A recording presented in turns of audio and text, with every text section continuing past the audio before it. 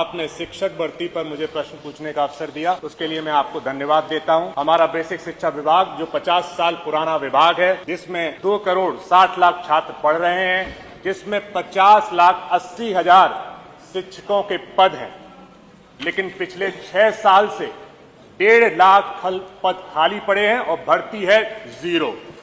वो विभाग जो आदरणीय नेताजी मुलायम सिंह जी और आदरणीय बाबूजी कल्याण सिंह जी का पसंदीदा विभाग था, जिन्होंने प्राथमिक विद्यालयों को विस्तार से बढ़ाने के लिए और शिक्षक नियुक्तियों को करने के लिए विशेष योगदान दिया, आज वही शिक्षक जो क्लास में भी पढ़ाता है सर, टेस्ट भी देता है, कॉपियां भी जांचता है, प्रोग्रेस रिपोर्ट भी बच्चों की बनाता है, अटेंडेंस भी लगाता है, स्कूल के रिकॉर्ड भी मेंटेन करता है, गवर्नमेंट पोर्टल को भी अपडेट करता है, मिड डे मील चलाता है, टेक्स्ट बुक बांटता है, इलेक्शन ड्यूटी में भी जाता है, सेंसस पे भी काम करता है, कोविड के खराब समय में प्रदेश सरकार का मदद करता है, सर्वे करता है और अभी फिलहाल में SIR का जो जबरदस्त काम करता है।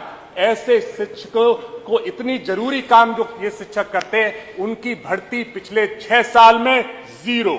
वो ही शिक्षक जो 7,630 जर्जर स्कूलों में पढ़ाने जाता है, हजारों ऐसे स्कूलों में पढ़ाने जाता है जिनके लिए कच्ची रोडें हैं, लेकिन उनकी भर्ती पिछले 6 साल में 0। 5 लाख BEd BTC करके छात्र हर साल निकल के आते हैं। 40 लाख BEd BTC करके छात्र पिछले 6 सालों में सड़कों पे, गांवों में, शहरों में दर दर की ठोकर खा रहे हैं। 12,000 टीचर हर साल रिटायर हो रहे हैं। 9,508 ऐसे स्कूल हैं जहां पर एक ही शिक्षक है, सिर्फ एक शिक्षक। आप बताइए उनका, उस स्कूल का स्टैंडर्ड क्या होगा। 23-24 में, अकेले 23-24 में 16 लाख बच्चों ने ड्रॉप आउट कर लिया। दिव्यांग बच्चों के जो शिक्षक, दिव्यांग बच्चों को पढ़ाने के लिए जो शिक्षकों की जरूरत है, ऐसे 5,300 पद खाली पड़े हैं। पढ़ाई की गुणवत्ता गिर रही है, शिक्षकों पर ओवरलोड है, मानसिक और शारीरिक दबाव है, स्कूलों में को करिकुलर एक्टिविटीज 0 हैं सर। सरकारी योजनाओं में भी कभी कभी इंप्लीमेंटेशन में कमी आ जाती है, और RTE जो राइट टू एजुकेशन, जो उसका भी उल्लंघन है, उसमें भी अनुपात उसके हिसाब से कम है। और लेकिन हमारी सरकार सो रही है, पिछले 6 साल में भर्ती है 0।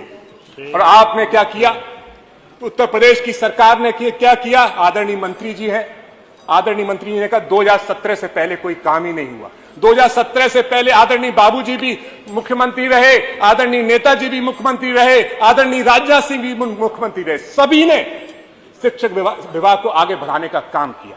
लेकिन आपने क्या किया, 2018 में 69,000 जो सरकारी भर्ती निकली थी वो कोर्ट में हलगी पड़ी है। आपने क्या किया, अनुपात के झूठे आंकड़ों को देने के चक्कर में आपने शिक्षा मित्र को शिक्षकों में जोड़ लिया, और लेकिन जब उनको सैलरी देने का वादा आया तो आपने सिर्फ दी 10,000 रुपए सैलरी। आपने क्या किया, 26,000 कंपोजिट स्कूल बंद कर दिए। आपने क्या किया, 11,000 स्कूलों का मर्जर करके उनका स्टैंडर्ड घटाने का काम किया। आपने क्या किया, जिन टीचर्स का ट्रांसफर किया उनको अभी तक आपने वापस तबादला नहीं किया। आपने क्या किया, 1,86,000 शिक्षकों को TET परीक्षा में फंसाने का काम किया। आपने क्या किया, मानव संपदा पोर्टल पे, जहां पे शिक्षकों के विवाद, उनके वेतन से रिलेटेड समस्याएं 7 दिन में सुलझ जानी चाहिए, वो लाखों की समस्याएं बहुत महीनों तक लंबित पड़ी हैं। ये है आपको शिक्षकों से लेकर आपकी सीरियसनेस। और आप कभी कभार जाते हैं और वार्षिक योजनाओं में बताते हैं कि आप भर्ती करेंगे। मेरा सर प्रश्न आ रहा है, हाँ प्लीज। तो शिक्षकों से, शिक्षा से इतना नुकसान क्यों है? आप क्यों नहीं चाहते कि लोग यहाँ के पढ़ें?